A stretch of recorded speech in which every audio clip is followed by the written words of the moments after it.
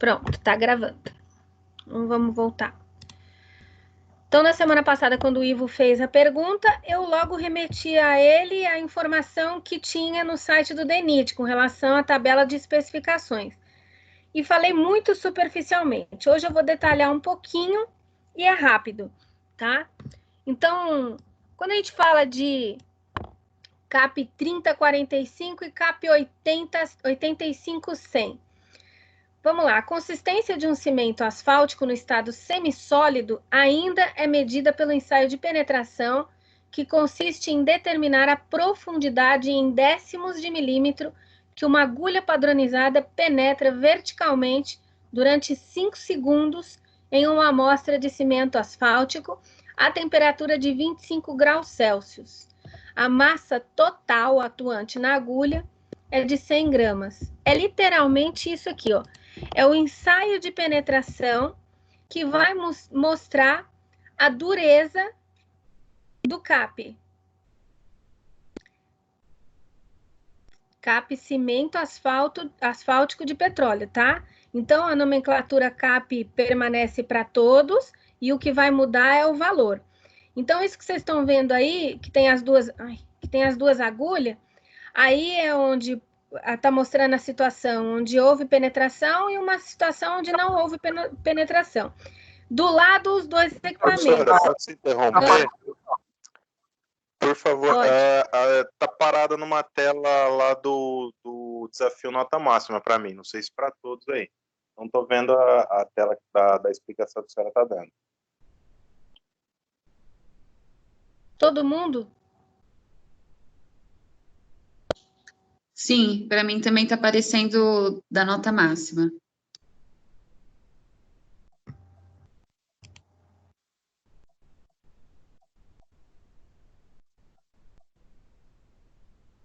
Ué. Ivo, o que está aparecendo para você?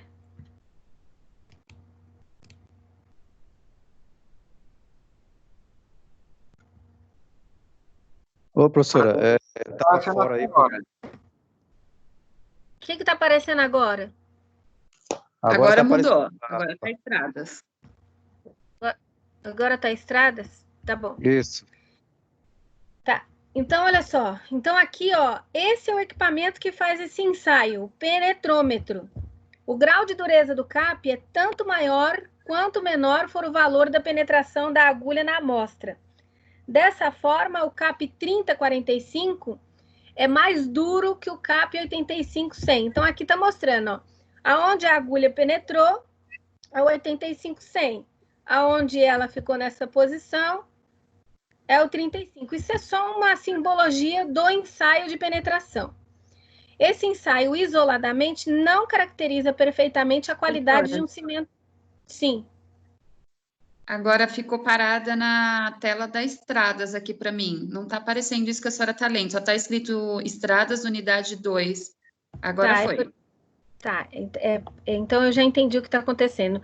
Ele não mostra para vocês o modelo de apresentação. Quando eu coloco no modelo de apresentação, não vai. Agora você está vendo? Mas você está vendo a minha tela de PowerPoint, né? Isso, tá Sim. vendo aí a balança, né? Com a balança não, é o Condições normais do ensaio. penetrômetro, isso. Agora sumiu tudo. Sumiu. Voltou? Voltou.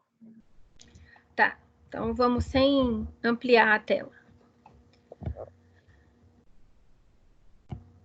Peraí. Agora apareceu qual a diferença de CAP 3045. Isso. Então, esse ensaio isoladamente não caracteriza perfeitamente a qualidade de um cimento asfáltico, mas dá uma indicação de grau de dureza, sendo utilizado em algumas especificações como parâmetro de classificação, e principalmente para caracterizar o comportamento do material betuminoso, recuperado de um revestimento existente. Valores de penetração abaixo de 15 estão associados a betumes envelhecidos e quebradiços. Os resultados dos ensaios de penetração têm sido bastante utilizados no estudo da reologia dos asfaltos. Então, Ivo, respondendo a sua pergunta, o que vai diferenciar um do outro, o CAP 3045 para os outros, é exatamente o ensaio de penetração, que vai nos levar a outros itens de especificação que existe na tabela do DENIT, onde cada um tem a sua característica de penetração, ponto de amolecimento, viscosidade Brookfield, índice de suscetibilidade térmica, ponto de fulgor, solubilidade em tridoetileno, ductibilidade, efeito do calor, variação em massa, ductilidade, aumento do ponto de amolecimento e penetração retida. Mas esses ensaios, para nós, no nosso livro didático, eles não estão abertos, assim, não está falando sobre cada um. Tem um livro que eu mandei para vocês, que se vocês quiserem aprofundar no tema, esse livro detalha cada uma dessas especificações. Aí ele vai detalhar claramente. O que a gente pode fazer? Se sobrar tempo lá no final, a gente volta e abre isso. Fechou? Ok. Posso avançar? Pode. Então, agora a gente vai falar de tipos de revestimentos rodoviários. De forma geral, a gente tem 3 tipos de pavimento: flexível, semi-rígido e rígido. Os que a gente mais vai ouvir falar é do flexível e do rígido. Quanto à classificação, o pavimento, ele é classificado especificamente em flexível e em rígido. O pavimento flexível é aquele pavimento com concreto de cimento Portland na sua camada superficial, e o rígido são pavimentos com concreto asfáltico na camada superficial. Então, aqui só um detalhe que a gente já falou um pouquinho na aula passada, mas só para ficar claro para vocês mais uma vez, com relação ao pavimento rígido e o pavimento flexível. O pavimento rígido, ele tem um módulo maior de elasticidade por causa do concreto. Exatamente por causa do concreto, ele tem esse módulo maior de elasticidade. Distribui a carga sobre uma área relativamente maior sobre o subleito. Eu acho que está trocado, né? Não. Tá certo aí. Espera um pouquinho. Deixa a professora vir aqui para não sair falando besteira. Não, mas tá certo aí, professora. Tá mostrando o desenho certo aí. O desenho pode ser que tá. Deixa eu ver aqui. Meta as pontas.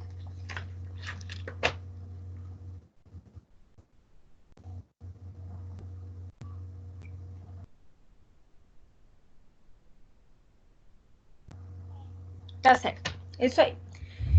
Então, o pavimento rígido, ele tem um elevado módulo de elasticidade do concreto e distribui a carga sobre uma área relativamente maior sobre o subleito. O pavimento flexível utiliza um maior número de camadas e distribui as cargas para uma área menor do subleito. Avançou aí para vocês? Tá no rolo compressor? Tá. Sim. Tá. Então, a fotinho vai falar aí dos pavimentos flexíveis, tá? Segundo o DENIT, o pavimento flexível... Vai lá, Ivo, lê pra gente.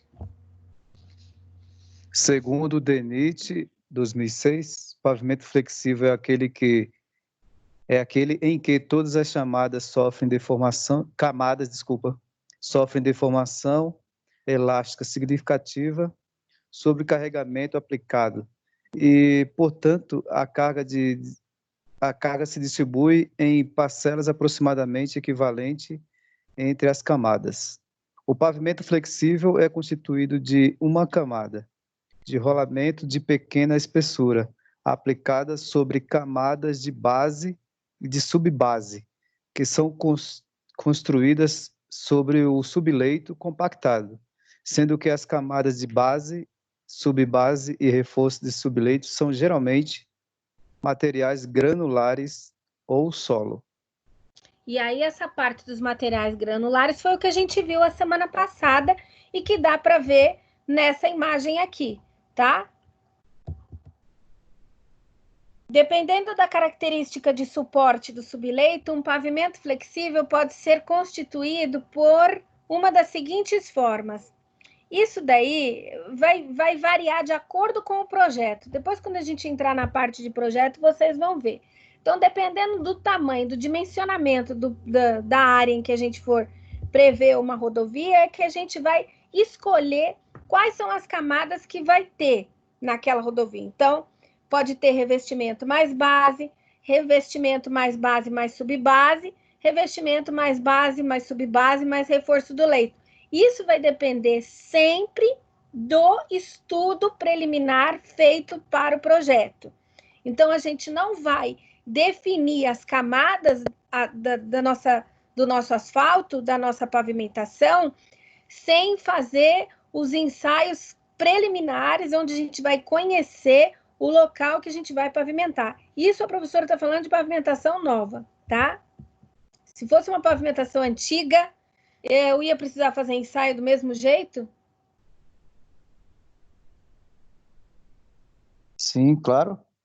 Sim, até porque se eu posso até ter o projeto, eu posso até ter os estudos de sondagem, eu posso até ter as amostras guardadas dos elementos que foram extraídos na época em que aquela rodovia foi feita, posso ter tudo isso relatado em papel, mas os anos passaram e eu preciso conhecer a estrutura daquele solo naquele determinado momento em que eu preciso fazer a reforma daquele pavimento. Então, faz-se necessário fazer o estudo preliminar do mesmo jeito, tá? Aqui é só uma fotinho mostrando para vocês o pavimento flexível, então dá para ver claramente a camada asfáltica em cima, que é só uma capa, a base, a subbase e o reforço do subleito. Lá na frente a gente vai falar de reforço do subleito.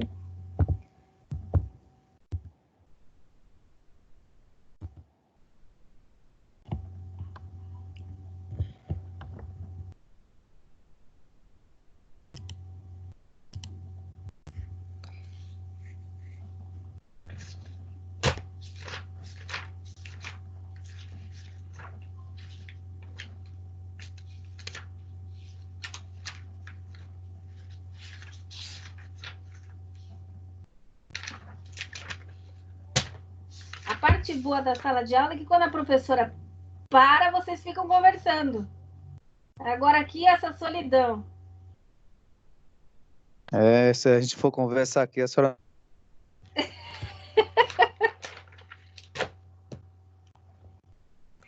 Então, continuando dentro dos pavimentos flexíveis, eu tenho revestimento ou capa de rolamento, que é exatamente essa primeira camada aqui, ó.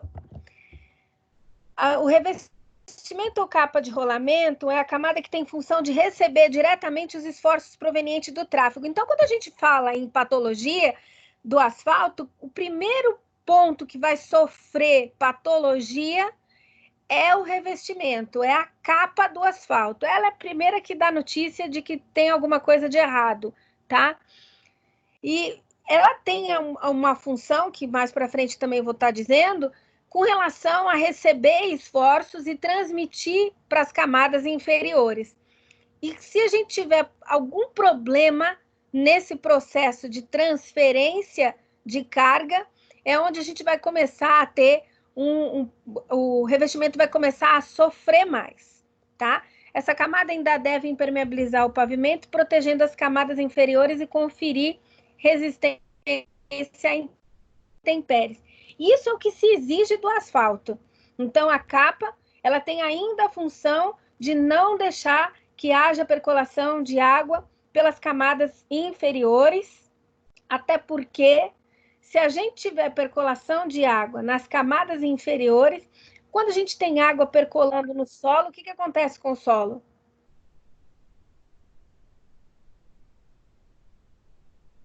Ele cede, né, professora? Ele cede, mas o termo que vocês vão usar como engenheiros é que quando a água percola pelo solo, o solo sofre um adensamento. Então, a terra que estava de maneira granulométrica dividida, tá? Tava os grãos tudo ali, cada um ocupando o seu lugar. Com a presença da água, ele se junta, forma ali uns torrões, e com isso acaba acontecendo um adensamento do solo. Quando vocês forem estudar mais profundamente fundações, vocês vão ver que ocorre o recalque, muitas vezes, pelo adensamento do solo. O adensamento do solo também ocorre nas vias. Por isso que é muito importante, quando a gente fala em base, leito, subleito, reforço do subleito, é porque tudo isso não pode ceder. Porque se tudo isso ceder, nós vamos perder a capa, o revestimento de rolamento, que é a parte que todo mundo trafega em cima e acha que o asfalto é composto só daquilo. Opa. Base. A base, que é essa aqui. Quando eu mexo o mouse, vocês veem?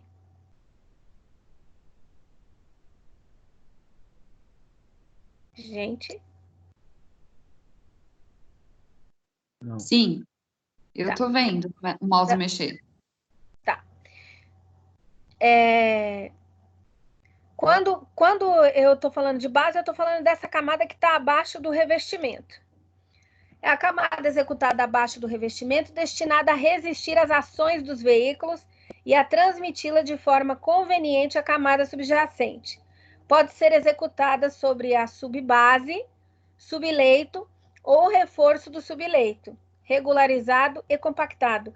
O autor usa no livro um termo chamado devidamente regularizado e compactado. Lá na frente nós vamos falar um pouquinho dessa parte de compactação. Se eu tiver uma compactação ineficiente, qual o resultado?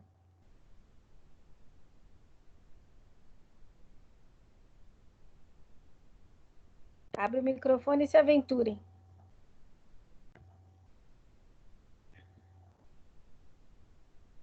Ninguém? Tá. Quando a gente fala de um solo devidamente compactado, é porque todo o processo de compactação do solo tem que ser feito de maneira adequada. E a gente faz aleatoriamente, ninguém sai compactando solo aleatoriamente. Se você vai fazer uma calçada, antes de você fazer a sua calçada, você precisa compactar o solo da calçada. Por quê? Porque se houve um adensamento para baixo daquilo que os teus olhos estão vendo, você vai colocar aquilo no lugar. Você vai compactar, vai colocar mais terra e vai fazer o nivelamento. Do mesmo jeito que a gente pensa na calçada, no estacionamento do prédio, a gente pensa na rua, na rodovia. Tudo que vai se fazer.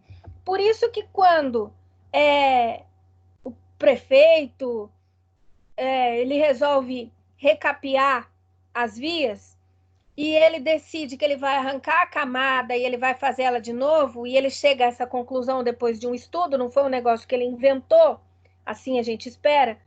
Então, eles fazem um estudo daquilo, do quanto cedeu e do que é preciso fazer para regularizar. Porque se a gente for lá para regularizar e colocar só a capa, nós vamos ter um volume de capa de rolamento enorme e um gasto enorme. Então, às vezes, o nosso problema está na base, na compactação da base ou da subbase. Lembrando que todas as camadas, elas sofrem a devida compactação. Então, se a gente tem problema na base, a gente precisa, então, tirar o revestimento, a gente tira a capa, a gente arruma a base e a gente devolve a capa novamente. A gente faz uma nova capa. Então, quando nasce um buraco na via, vai lá, recorta e enche aquele buraco de revestimento asfáltico. Resolveu o problema? Não, muito pelo contrário. Gastou-se muito em tapar aquele buraco e não olhou como que estava a base daquele revestimento, porque às vezes naquele ponto, embaixo está passando um duto e o duto criou um ponto de adensamento do solo, onde desestabilizou o solo e ele cedeu. Então, antes do processo final, tem que conhecer o que está embaixo. Subbase, camada executada entre o subleito e a base. Nem sempre vai ter a subbase. Pode ser que tenha revestimento, base e o reforço do subleito, tá? Reforço do subleito, camada de espessura constante sobre o subleito regularizado, constituída por solo de qualidade superior ao do subleito. Aí eu vou entrar nas principais características desse tipo de pavimento, mas quero falar um pouquinho sobre isso e vamos olhar para a foto, tá? Então, eu tenho o leito, e o meu leito já passou pelo processo, eu já cheguei nele, já fiz todo o tratamento dele para deixar ele regularizado, e cheguei à conclusão que é preciso fazer um reforço desse subleito. É feito o reforço do subleito e pode ser feito de várias maneiras que vocês vão aprender nessa aula, porque a gente pode usar cal, a gente pode usar betume, a gente pode usar várias coisas para fazer a modificação do solo e transformar o reforço do subleito numa camada mais espessa e rígida, capaz de suportar a carga. Vou definir isso no olhômetro? Não, projeto. Vai estar no projeto. E isso vai ser definido conforme os estudos preliminares que a gente fizer. As características dos pavimentos que... deixa eu voltar.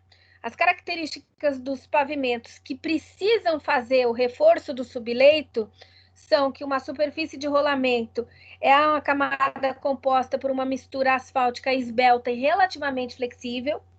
A camada estruturalmente mais importante é a base, que receberá grandes tensões do tráfego, pois o revestimento asfáltico não tem espessura e rigidez suficiente para distribuir as tensões como acontece no pavimento rígido. A distribuição de tensões se dá mais devido à espessura que devido à rigidez das camadas, que podem ser granulares e não apresentar resistência à tração. Pavimento rígido. Pavimento rígido leva a gente para onde? Quem que vocês conhecem que é pavimento rígido? Aqui em São Paulo. Rodoanel. Isso aí, rodoanel. Isso. Quando a gente passa pelo rodoanel, a gente está diante de pavimento rígido. E nessa fotinho a gente consegue ver claramente as dilatações que existem entre as placas de concreto, tá? Então, a placa de concreto que vocês viram na fotinho aqui é a camada que desempenha ao mesmo tempo o papel de revestimento e de base. A subbase é a camada construída com o objetivo de evitar que a placa de concreto fique em contato direto com o solo do subleito e também para evitar o bombeamento desse solo. O bombeamento pode ocorrer quando a água de chuva infiltrada e acumulada embaixo da placa tende a subir, quando a pavimentação é submetida à ação do tráfego e da pressão das cargas dos veículos. Esse fenômeno pode enfraquecer a estrutura do pavimento, levando à sua ruptura. Por que que pode levar ao enfraquecimento do concreto se acumular água embaixo dele? Se o concreto tem água? E aí?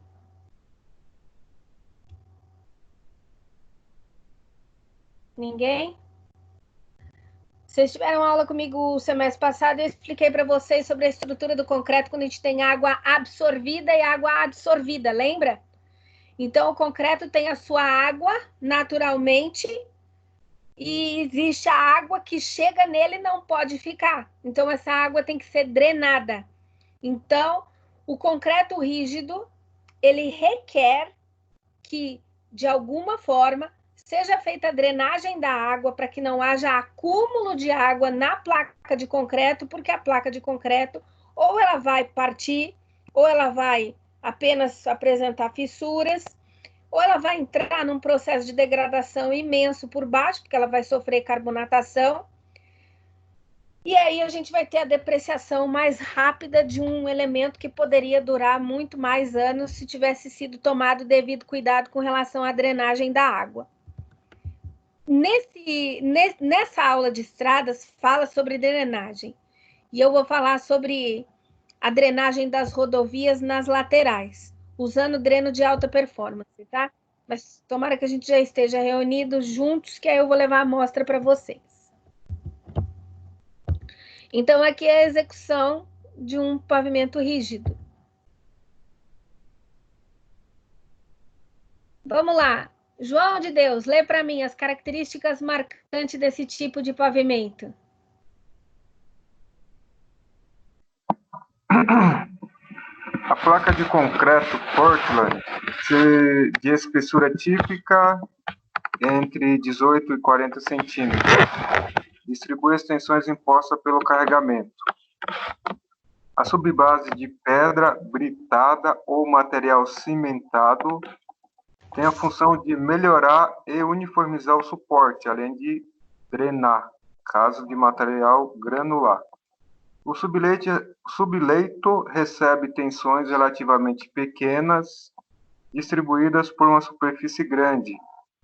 Entre as placas existem juntas nas quais podem haver ferragem com uma ou duas funções: transmitir esforços verticais para a placa vizinha ou para permitir que as placas se separem. O pavimento rígido é resistente aos efeitos solventes dos combustíveis, como óleo, diesel e querosene de aviação. Tá, então, assim, não tem muito que a gente falar a mais do que o que está claro para nós. A placa de concreto é de cimento Portland, e os cuidados com a placa de concreto de cimento Portland é o mesmo que você tem com a viga baldrame, o mesmo que você tem com o pilar, porque todas essas estruturas são estruturas de concreto armado. Então, a mesma tratativa para evitar patologia que você tem com relação a uma estrutura de fundação, você tem que ter esse cuidado quando a sua estrutura de pavimento for placa de concreto, tá? Camadas dos pavimentos. As camadas do pavimento têm melhores características e são mais caras à medida que estão mais próximas da superfície. Do ponto de vista estrutural, a camada mais importante é a base sobre ela, para suportar os efeitos destrutivos do tráfego e das intempéries. Esta é a capa ou a camada de rolamento. Abaixo da base, como transição ao subleito, pode haver uma subbase ou um reforço do subleito. A camada do pavimento mais importante é a base, e sempre vai ser. Nós falamos aqui, vou voltar na figura. Ela vai ser uma camada importantíssima. No entanto, você vai ter problema com ela se você tiver uma subbase, um leito ou um subleito que está condenado por falta de manutenção, por falta dos ensaios preliminares, isso que pode ocorrer. Agora, lá no início, nas nossas primeiras aulas, nós falamos dos concretos, dos pavimentos deteriorados pela ação da intempéries ou porque já fazem anos que foram feitos e executados. Então, isso pode ser um agravante também, tá? Para deteriorar mais rápido a base do seu pavimento, porque a capa não está fazendo o trabalho dela. Regularização do subleito. Gente, eu vou parar só um pouquinho para anotar o nome de quem está na sala, porque eu realmente tenho que fazer isso. Tem alguém com um e-mail que é RRM Rocha? É o Roberto, né? Isso.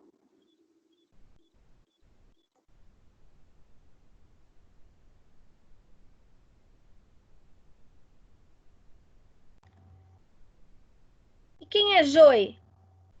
Joe.god. Sou eu, professora. Eu quem? José. Joy José. Ah, Joe José, tá. José de Deus.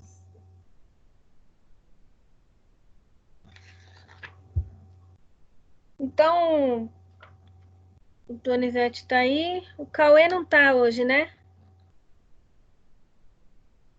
O Antônio tá aí? Não. Nós estamos em 11. 1, 2, 3, 4, 5, 6, 7, 8. Tá faltando gente aqui. Suelen, Saron, Roberto, Marcelo Alencar.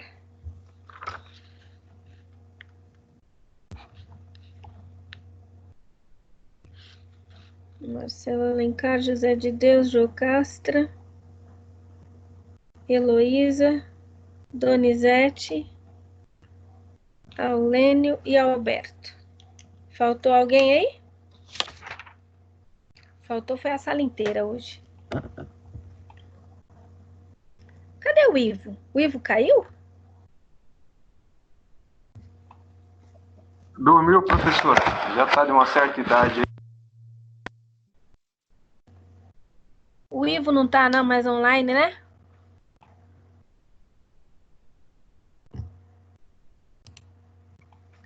Regularização do subleito. Em alguns casos, se há a construção das camadas do pavimento, é necessário realizar a regularização do subleito, que consiste em uma atividade para corrigir falhas da camada final da terraplanagem ou de um leito antigo. Bom, por que eu grifei essa parte corrigir falhas da camada final de terraplanagem?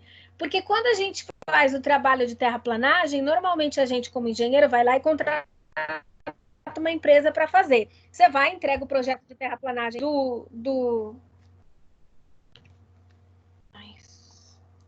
Tem alguém chamando.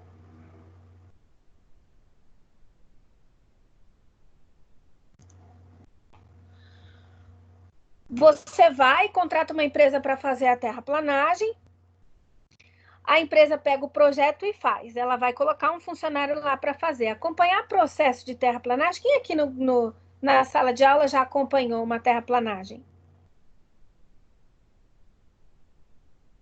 Alguém? Quando a gente faz um trabalho de terraplanagem, a gente trabalha... O dono da empresa, antes dele pôr o funcionário dele para ele começar a trabalhar, ele manda o encarregado e o encarregado vai fazer as marcações. Então, vai a empresa de fundação, vai a empresa de terraplanagem, e eles vão fazendo todas as marcações, colocando as estacas e marcando as cotas de aterro e de desaterro. A gente, como engenheiro, circula no canteiro de obras, quer seja de uma terraplanagem de um condomínio ou até de uma rodovia. A gente circula no canteiro de obras conferindo essas cotas. E a máquina vai passar. E pode ter erro na terraplanagem justamente pela não conferência da cota de terraplanagem. Porque você vai lá, tem a estaca, você mede e vê se foi feita a terraplanagem direito. Agora, se você não, na obra, não como engenheiro, ou seu mestre, ou alguém da sua confiança, vai lá e confere, você vai ter frutos depois, que você vai ter que corrigir falha por conta da não conferência do processo de terraplanagem. Muito engenheiro larga a parte da terraplanagem na mão do dono da empresa e não confere o serviço. Reforço do subleito.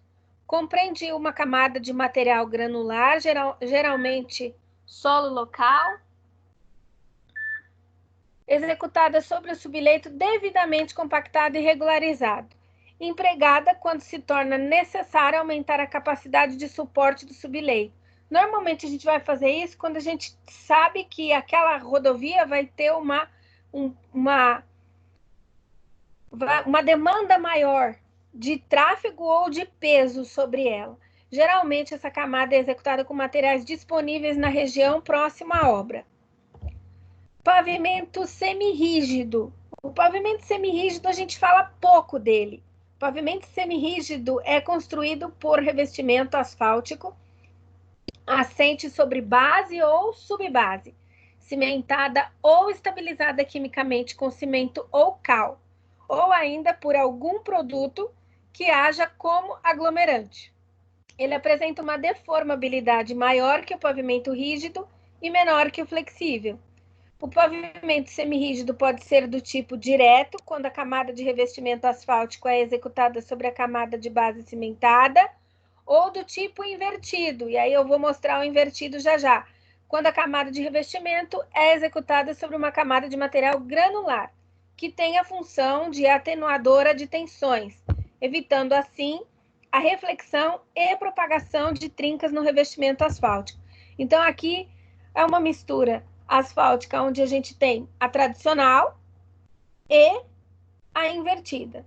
Então a tradicional eu tenho a mistura asfáltica como capa, o material estabilizado com o ligante hidráulico, o material estabilizado ou não com o ligante hidráulico e o nosso subleito, ou o reforço do subleito, tá? E na invertida a gente tem a mistura asfáltica como capa de revestimento, e aí o material não estabilizado, que a gente vai ver mais para frente, e material estabilizado com ligante hidráulico e o subleito. Então, o invertido está nas duas camadas do meio, tá bom?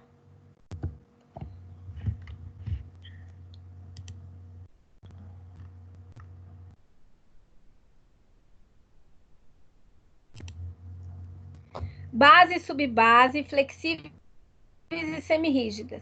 Segundo o DENIT 2006, e aí eu respondi a Heloísa na semana passada, eu coloquei no AVA.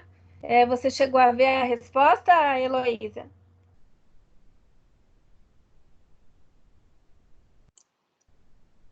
Vi sim, Rosângela.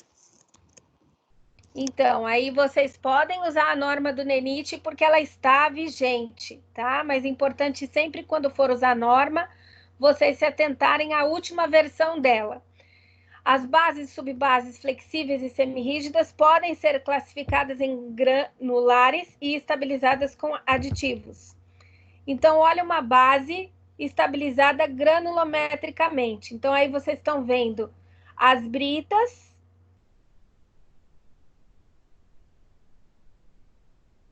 misturada com outros materiais.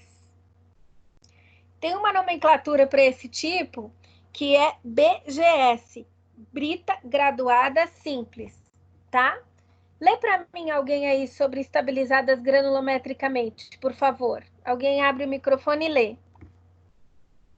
Base e subbase granulares. Professora, a internet caiu aqui e ficou esse tempo todo. Desculpa aí, viu? Tudo bem. Bases e subbases granulares. Estabilizadas granulometricamente. DENIT 2006 são as camadas constituídas por solos, britas ou outros materiais, como escória de alto forno ou ainda pela mistura desses materiais. Essas camadas, puramente granulares, são sempre flexíveis e são estabilizadas granulometricamente pela compactação de um material ou de mistura de materiais que apresentem uma granulometria apropriada e índices geotécnicos específicos fixados em especificações. Muitas vezes esses materiais devem sofrer beneficiamento prévio, como britagem e peneiramento, com vista ao enquadramento nas especificações. Quando se utiliza uma mistura de material natural e pedra britada, tem-se as subbases e bases de solo brita. Quando se utiliza exclusivamente... Pode ler, desculpa. Quando se utiliza exclusivamente produtos de britagem, tem-se as subbases e bases de brita graduada, simples, BGS ou de brita corrida. Isso, obrigada. Quando vocês... esqueci, gente. Tá vendo, Ivo? Você me atrapalhou, era aquela hora que eu queria falar. Mas eu tava lendo.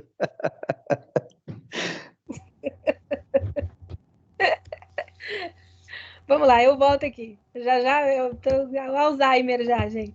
Macadame, a gente não precisa nem ler, a gente já falou de macadame, eis a fotinho da estrada de macadame. Isso. E aqui, sim. Não, professora, só confirmei isso. E aqui, brita graduada tratada com cimento. Então, olha, brita graduada com cimento. Significa que a brita está misturada com cimento. Mistura de agregado mineral, cimento Portland, aditivos e água em proporções determinadas experimentalmente, que cumpre certos requisitos de qualidade, uniformemente espalhada sobre uma superfície previamente preparada, resultando uma mistura homogênea, compactada e rígida.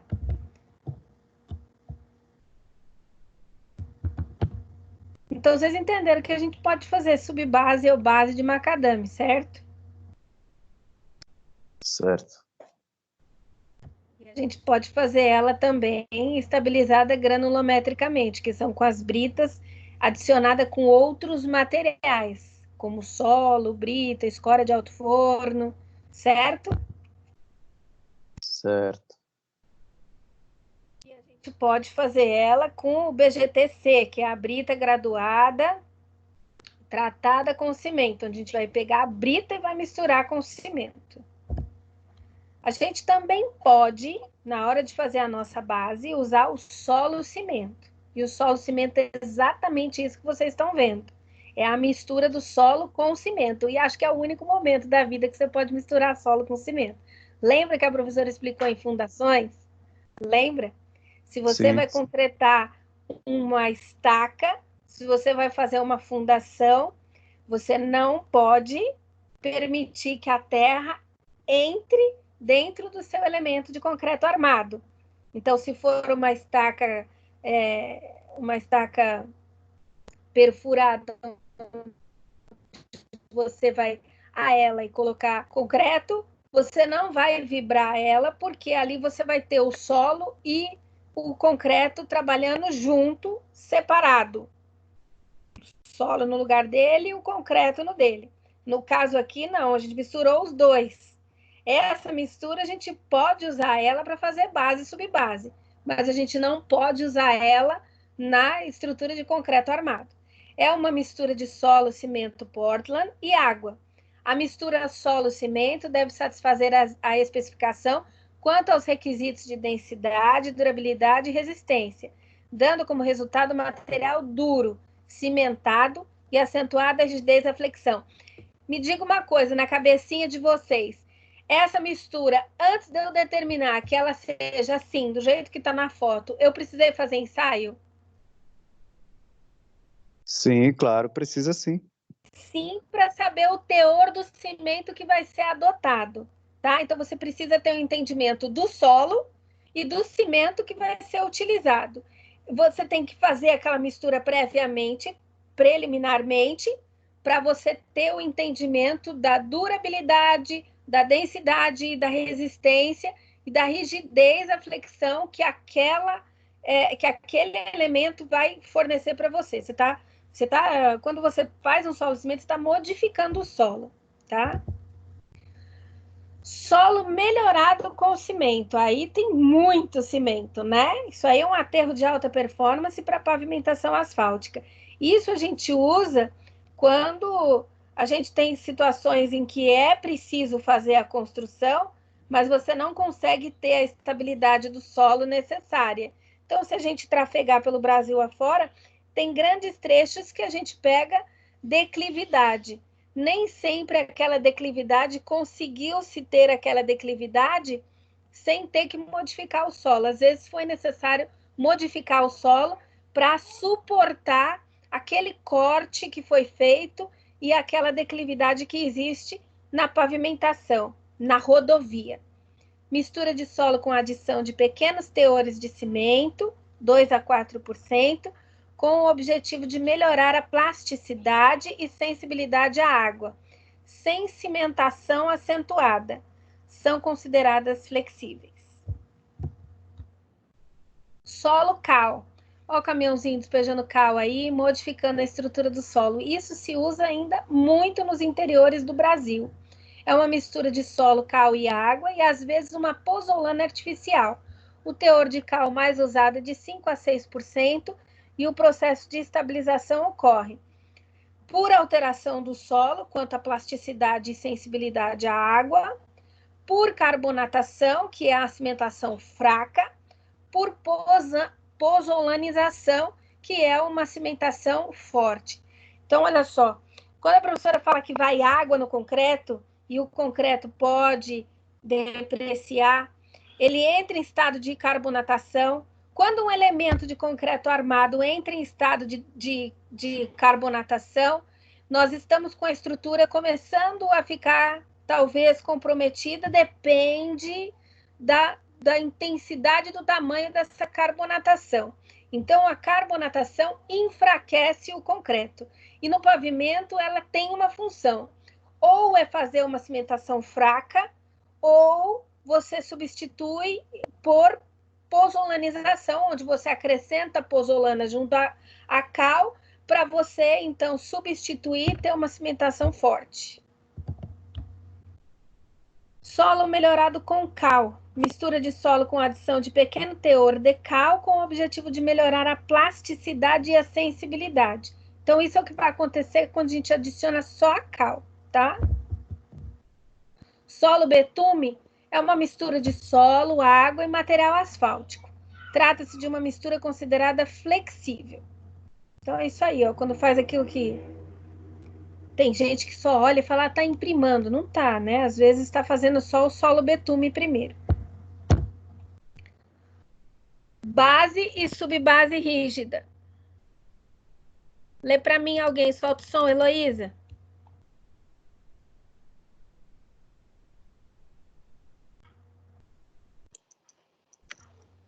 Essas camadas são as de concreto de cimento, ou simplesmente concreto.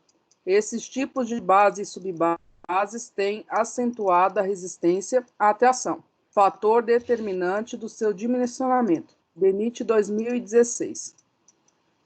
Revestimentos. Os revestimentos podem ser flexíveis ou rígidos, sendo que os flexíveis podem ser revestimentos asfálticos ou por calçamento, enquanto os rígidos são constituídos por placas de concreto de cimento Portland. Vamos lá.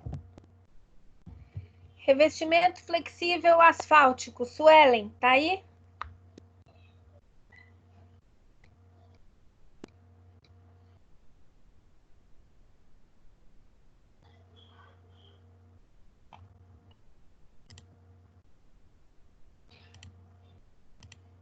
Vocês estão ouvindo meu filho bagunçar? Não. Ô, professora, a senhora pode aumentar o tamanho da tela ali onde está 75%, tá vendo ali? 73% lado direito. Desça mais o seu mouse aí. Não. Isso ali. E Aí não, foi muito. Foi muito. Aí foi muito. No sinal de menos. E menos um pouquinho, menos um pouquinho. Isso. Aí, tá melhor. Não, foi muito. Aí. Pronto. Tá bom. Obrigado. Jocastra tá por aí? Sim. Revestimentos flexíveis asfálticos. Os revestimentos asfálticos são constituídos por associação de agregados e asfaltos, podendo ser feita de duas maneiras clássicas, por penetração Então, lê para mim, por favor. DENIT 2006. Conforme a graduação dos agregados, o revestimento pode ser composto por uma mistura de graduação densa ou aberta. Mas para frente vocês vão ver a fotinha e vocês vão ver como é que é essa questão de por penetração. Mas é basicamente o que está para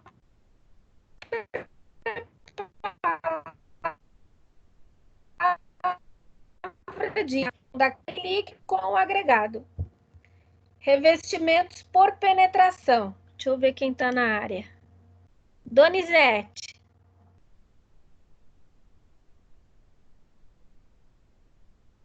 Donizete.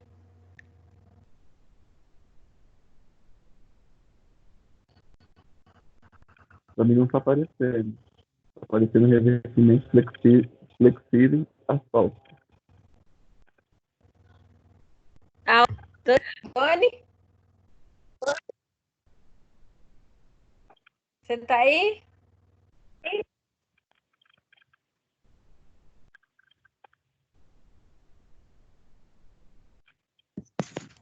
A internet tá ruim, viu, professora, hoje, viu? Tá, né? Tá muito ruim hoje.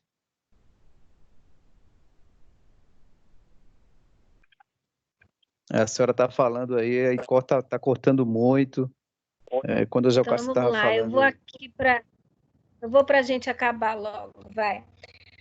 Revestimento por penetração. E eu ouço perfeitamente, acredita? Olha lá, o Cauê está dizendo que ele não consegue acessar a minha aula. Não é possível. Ele está cadastrado na sala, ele tem que conseguir acessar como vocês acessam. Então, porque hoje tá complicado de internet aqui. Ele mandou até um vídeo aqui, eu não posso. Deixa eu convidar ele aqui, vamos ver se ele. Mas ele já está na sala. Cauê. Não, não é Cauê, é Decilton.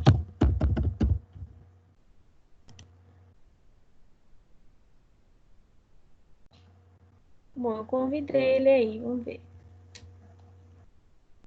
Vamos lá, para a gente acabar. Eu já li esse.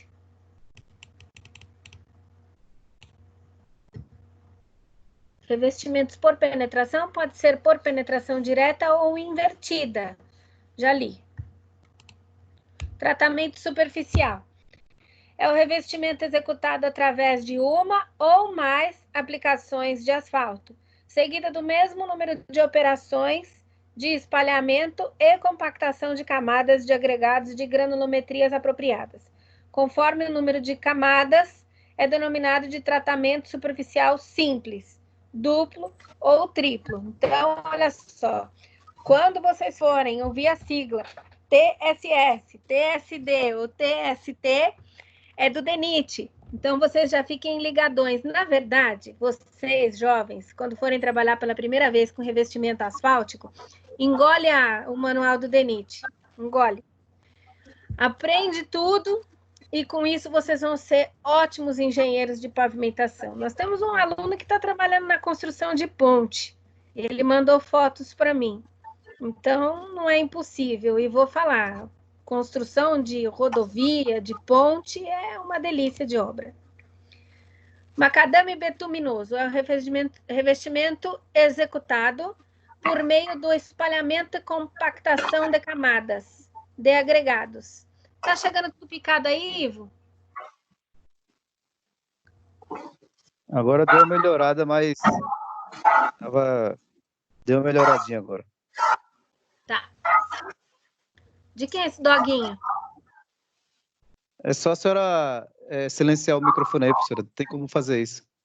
A senhora silencia o microfone de todo mundo aí. Ah, é?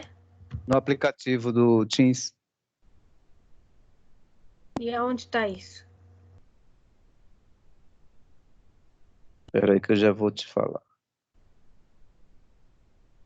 É porque, como eu não sou o administrador, então não aparece para mim essa opção. Nem para mim. Nem para mim, vocês.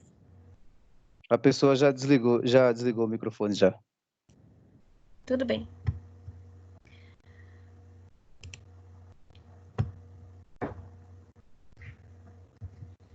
Macadame betuminoso é o revestimento executado por meio do espalhamento e compactação de camadas de agregados com granulometria apropriada, sendo cada camada, após compactação, submetida à aplicação de material asfáltico e recebendo ainda a última camada, uma aplicação de agregado miúdo. Por isso que quando a gente olha o macadame e o passa por ele, a gente vê que são pedrinhas pequenininhas, porque a última camada é de agregado miúdo, tá?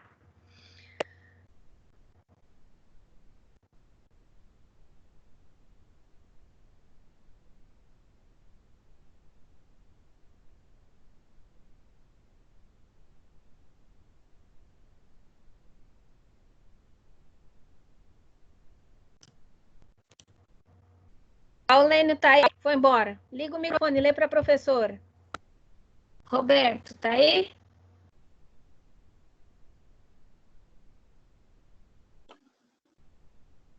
Macadâmia, betuminoso.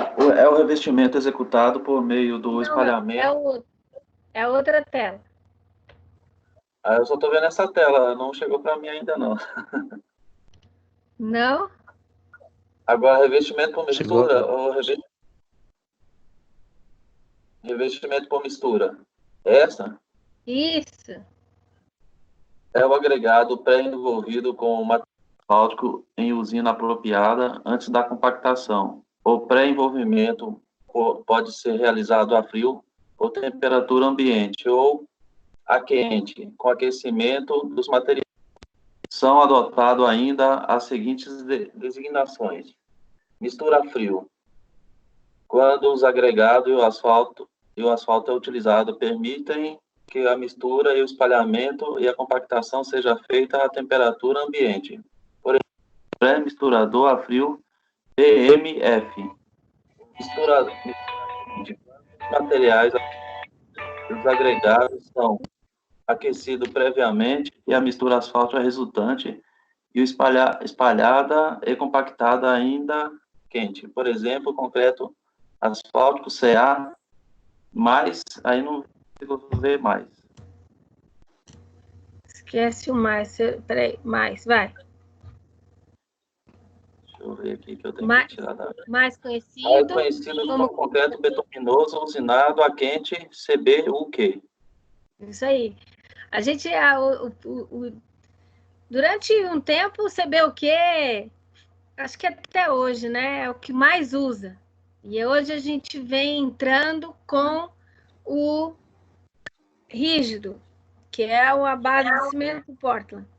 Então, sabe que uma das situações que nós já tivemos muitos problemas de segurança do trabalho com relação...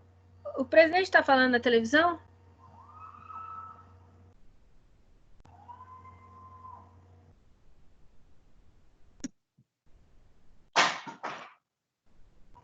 Vocês sabem se o presidente está falando na televisão? Porque está uma gritaria no meu prédio. Não, professor, aqui está silêncio, aqui está Tapicerica. Se o pessoal começa a gritar aí, a gente desce o cacete. Acabou o pronunciamento agora. Ah, acabou agora. Puxa, nós perdemos, hein? Que pena. Então, um dos setores que gerou já muito acidente de trabalho foi exatamente a utilização do CBUQ, onde antigamente os funcionários eles não existia tanto zelo com relação à saúde do trabalhador e tínhamos um número expressivo de acidentes de trabalho com relação à utilização do CBUQ. Depois, com o tempo, isso foi sendo aprimorado e esse índice diminuiu na construção civil. Revestimento flexível por calçamento. Essa é uma coisa que eu queria muito falar com vocês, porque quando vocês forem fazer condomínios, e vocês vão fazer, quem vai definir a pavimentação é o arquiteto. O arquiteto e o engenheiro projetista. E vai ser definido um tipo de pavimento que pode ser que requeira um detalhe maior, tá? E quando a gente fala dos revestimentos flexíveis para calçamento, são um tipo de revestimento que a gente precisa ter muito cuidado com aquilo que a professora falou no início da aula sobre a compactação. Quando a professora comprou um apartamento, quando eu cheguei na porta do edifício, a menina estava terminando o bloco intertravado. Fazia tempo que eu não ia na obra. E quando eu cheguei lá, ela estava terminando. E eu me lembro que eu liguei para o engenheiro da construtora e eu falei para ele, cara, você já veio ver o que a engenheira está fazendo aqui? E ele pegou e falou, não, por quê? Eu falei assim, eu vou te mandar uma foto. Na época, o celular era aqueles... Como é que é? Aqueles primeiros, mas que dava para mandar foto, cheio de númerozinho. Movida a lei, né, professor? Não, claro que não. Foi em 2010 isso.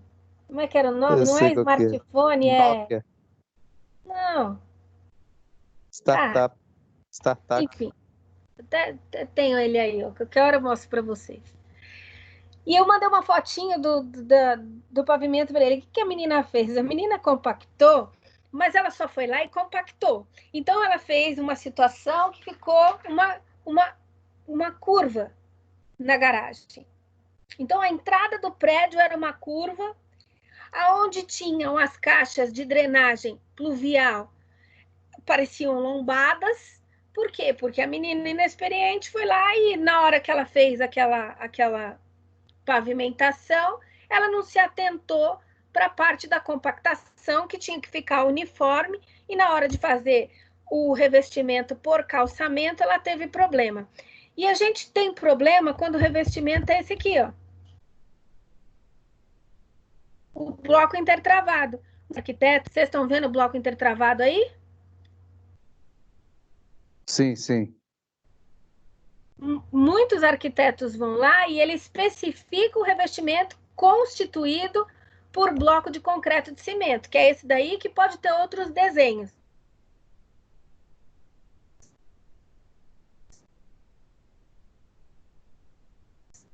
Certo.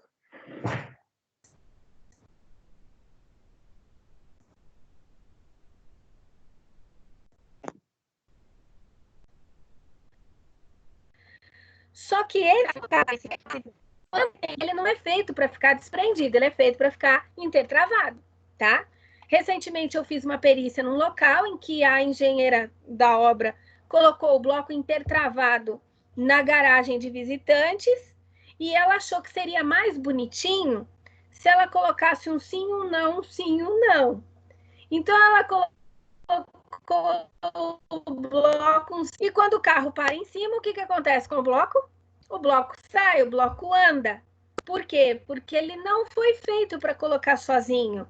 Ele não foi feito... Ela quis fazer ele virar um pisograma de garagem, mas ele não foi feito para isso. Ele é feito para ficar travado um no outro. E as garagens ficam lindas, mas tem que ser feito um trabalho de compactação extraordinário antes, senão você tem um serviço perdido ou você tem aí um vício construtivo que você vai passar a vida inteira indo no condomínio arrumar. Então, na hora que for fazer bloco intertravado, levanta da cadeira do escritório e vai acompanhar a compactação para você não ter problema. Existe um outro tipo de pavimento que a gente já usa muito pouco, mas a gente ainda acha em muitos lugares do Brasil. Quem passeia lá em Paraty acha deles ainda, que são as pedras irregulares. É horroroso andar em cima dele. Mas ele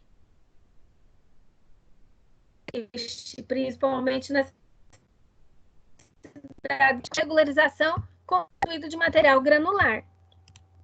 Existe também o que vocês conhecem aqui por São Paulo, tem em muitos lugares e tem nas cidades mais antigas, que são os paralelepípedos, que são blocos regulares, aí eles têm uma dimensão apropriada, é semelhante uma dimensão com a outra, assente sobre um colchão de regularização constituído de material granular.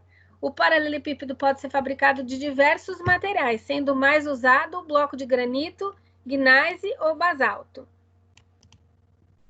Existem outras misturas para pavimentação. O pavimento é dimensionado para atender um tráfego, isso a gente já falou inúmeras vezes. Então, o pavimento ele atende o tráfego, a demanda de carga que vai em cima dele, ele tem que ter uma vida útil, conforme o que foi definido no projeto, ele tem que ser resistente a intempéries, ele tem que ter capacidade de drenagem, ele tem que ter capacidade de impermeabilização.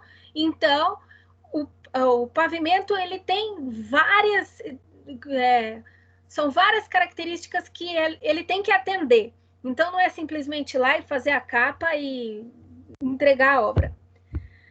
Principais patologias que a gente vai encontrar no revestimento asfáltico, tá? Na pavimentação, trincas por fadiga ou deformações permanentes nas trilhas das rodas, que aí fica um risco, como se tivesse trincado o asfalto inteiro.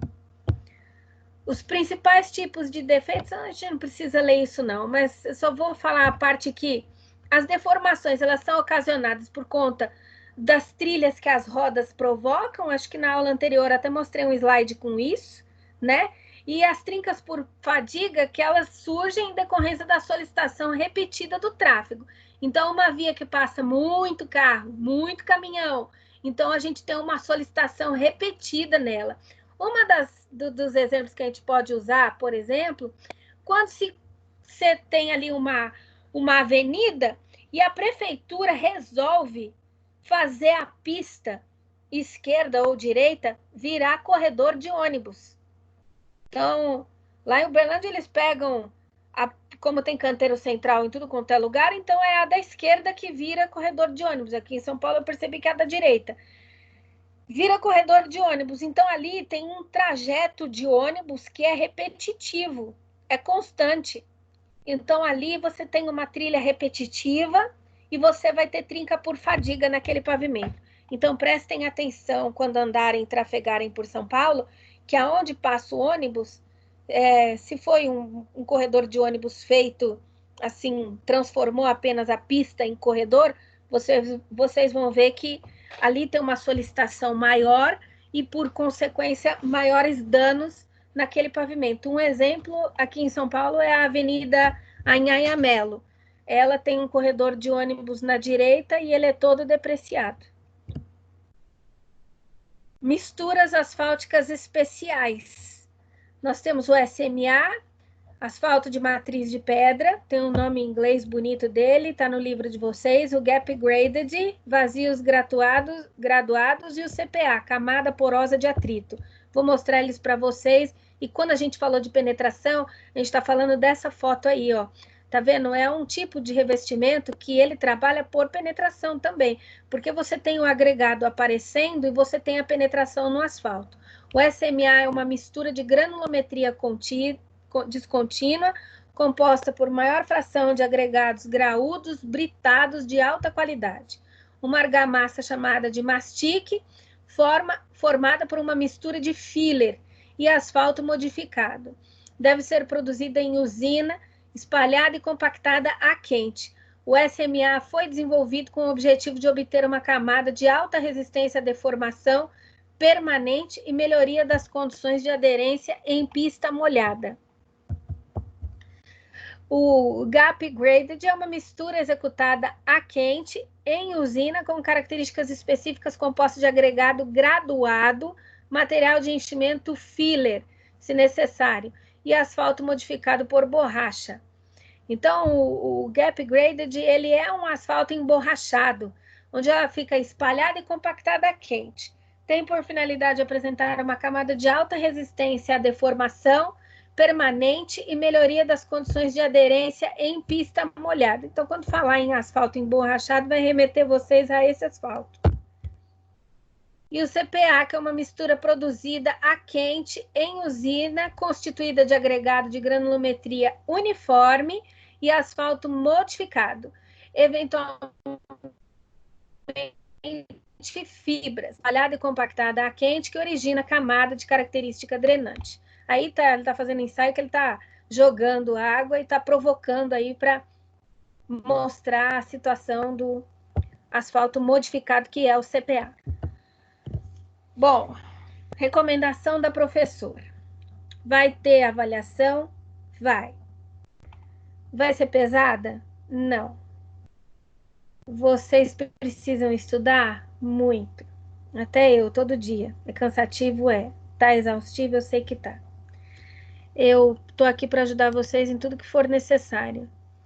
Para a próxima aula, eu não tô querendo sobrecarregar vocês, então eu não coloquei atividade nenhuma, tá?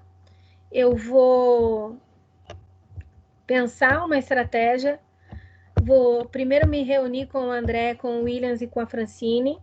Eu quero ver a data que eles vão aplicar a prova, não vamos chamar de prova, né? Fica pesado falar prova, vamos falar as avaliações, as atividades pontuadas de vocês. Eu vou ver quando que vai ser feita a aplicação deles, vai ser tudo virtual.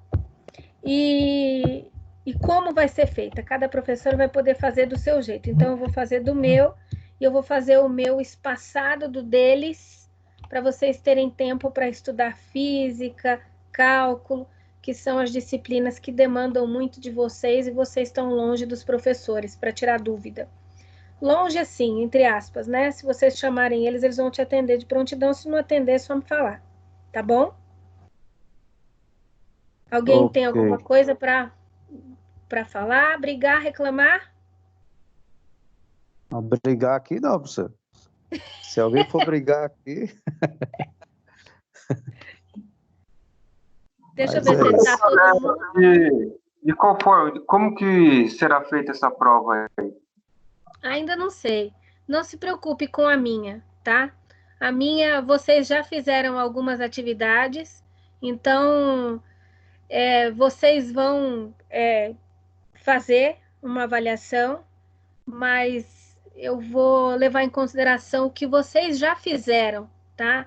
Então, assim, eu espero que todos tenham realizado a atividade que eu deixei a semana passada no AVA.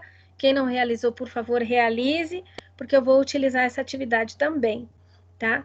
Então, no meu entendimento, só falta avaliar vocês com relação a esta aula que eu dei hoje. Todas as outras vocês foram avaliados, porque todas as aulas que eu ministrei, eu deixei uma atividade avaliativa. Então, por favor, entrem na aula da semana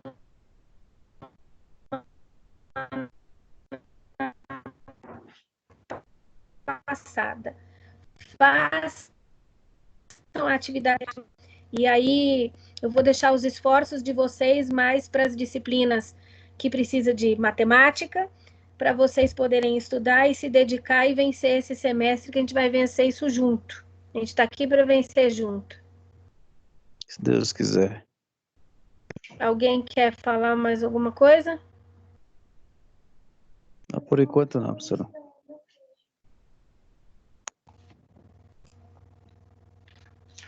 Gente, então finalizamos. Boa noite, obrigado pela presença de vocês. Eu não dei um print na tela, peraí, vou dar.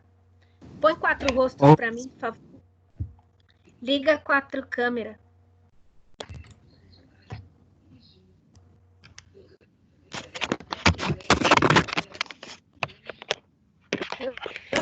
Oi, Ivo, tô com saudade de você, menino. Oi, Marcelo. Oi, professor, obrigado. Professor, tudo bem? Tudo bem. Falta mais 2. Liga mais 2 câmeras, por favor. Liga a câmera aí, José. Com essa cara feia aí. Cadê? Eu quero ver sua cara. Cadê o José? Liga a câmera. Não é para ficar só brigando na aula, não, viu? Pois é.